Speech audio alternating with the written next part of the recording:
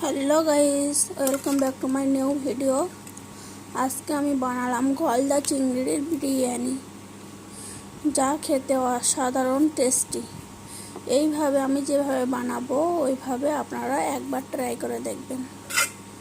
দেখুন, দেখেই তো বোঝা যাচ্ছে যে কতটা অসম্ভব লোভনীয় ও টেস্টি হয়েছে। প্রথমে গলদা চিংড়িগুলো আমি ভালো করে কেটে নেব। কেটে আগে ধুয়ে নেব, নিয়ে তারপরে কেটে নেব।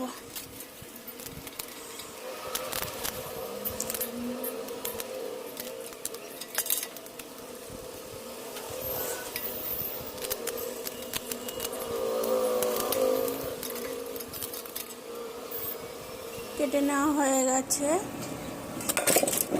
এবারে এটাকে একটা প্রেসার কুকারের মধ্যে আলু কেটে ধুয়ে রাখা আলু আর চিংড়িগুলো দিয়ে সামান্য পরিমাণ জল দিয়ে আদা রসুন পেস্ট 1 চামচ পরিমাণ, স্বাদ অনুযায়ী লবণ, হলুদ গুঁড়ো 1/2 চামচ পরিমাণ দিয়ে ভালো করে আমি এটাকে 2 সিটি মেরে সিদ্ধ করে নেব, যাতে সব মশলা ওর মধ্যে চলে যায়। এবার চালটাকে ভালো করে জল দিয়ে ধুয়ে নেব।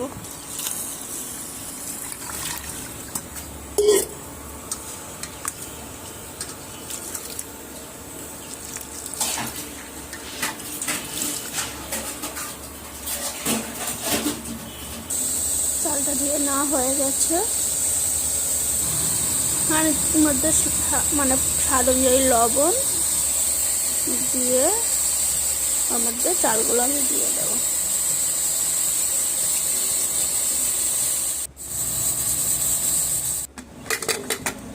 এবারে ওদিকে সিদ্ধ করে দেওয়া ছিল, সেগুলো সিদ্ধ হয়ে গেছে।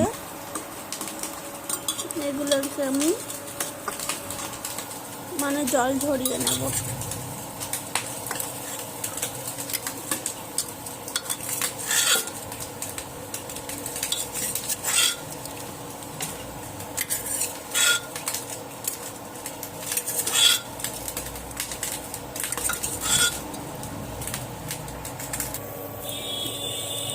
জল ছড়িয়ে নেওয়া হয়ে গেছে। এবার ওভেনের উপরে একটা কড়াই বসিয়ে দিয়ে কড়াইটা হালকা গরম করে নিয়ে ওর মধ্যে পরিমাণ মতো তেল দিয়ে এবার ওইগুলোকে ভালো করে ভেজে নিতে হবে, লাল লাল করে।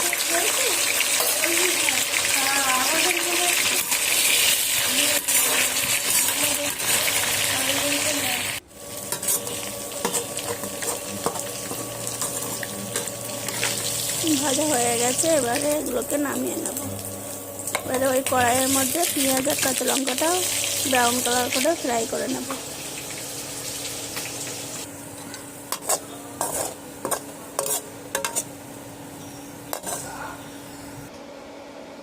ওর মধ্যে যে ওই চিংড়ির জলটা ছিল সেই জলটা দিয়ে দিয়েছি, দিয়ে পেঁয়াজের বেসাগুলো নিচে দিয়ে দিয়েছি, দিয়ে চিংড়ি আর আলু ভাজাটা দিয়ে দিলাম পাত্রে, যে পাত্রেতে বিরিয়ানিটা সাজাবো।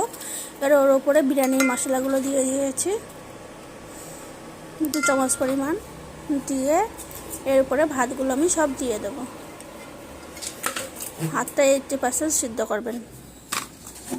ওর কিছু পেঁয়াজের বেরেস্তা, বিরিয়ানি মশলা 1/2 চামচ পরিমাণ দিয়ে ঘি দিয়ে দিতে হবে, 2 চামচ পরিমাণ ঘি দিয়ে দিতে হবে, দিয়ে মিঠা আতর ফ্লেভার আর কেওড়া জল দিয়ে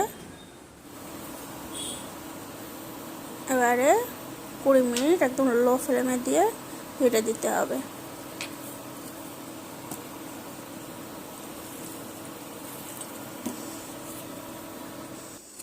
সিম্পলভাবে এই বিরিয়ানিটা করেছি, খেতে যেমন অসাধারণ টেস্টি হয়েছে, দেখতেও তেমন দুর্দান্ত হয়েছে। যদি এই রেসিপিটা ভালো লেগে থাকে তাহলে আমার চ্যানেলটিকে আপনারা সাবস্ক্রাইব করবেন এবং ভিডিওটা পুরোটা দেখবেন এবং শেয়ার করে দেবেন। কমেন্টে জানাবেন যে আজকে এই বিরিয়ানিটা গলদা চিংড়ির রেসিপিটা কেমন হয়েছে।